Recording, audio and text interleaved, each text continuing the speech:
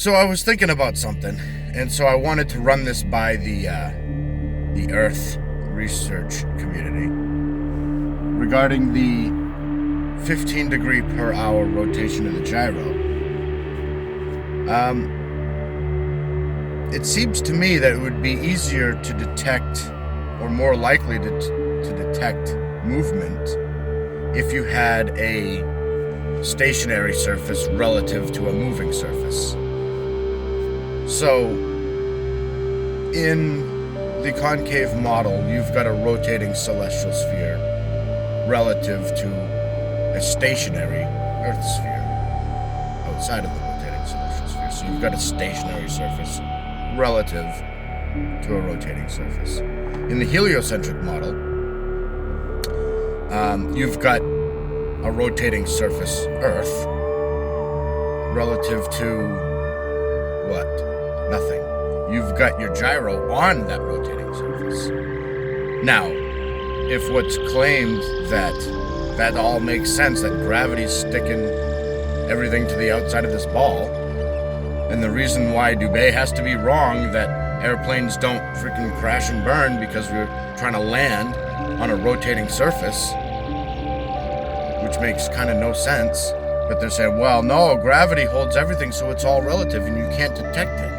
Well, if you can't detect it, then what is your gyro detecting? If airplanes don't do this because they're trying to land north to south on a surface that's rotating east to west, if everything's all relative and you can't detect that, so airplanes, doesn't matter if you're flying west or flying east, the time, it all works because gravity.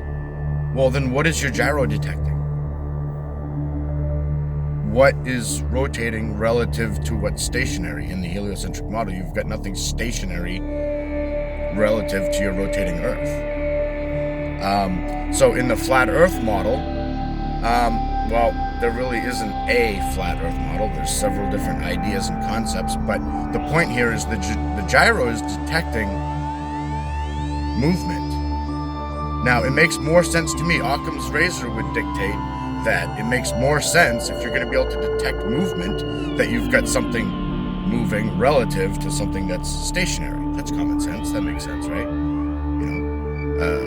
If your car's going down the road, your car is moving relative to that tree because the tree is just not moving and the car is, and so you've got a way to detect, and you can even measure speed. Police do it all the time. They're just sitting there, stationary, tracking something that's moving relative to the stationary radar gun. So it seems to make more sense to me that what they're detecting, Bob, is the rotating celestial sphere above us, which would indicate that gravity or universal compression or etheric forces or magnetism or whatever you want to insert all the pros here, because I'm just a dude in a car, right?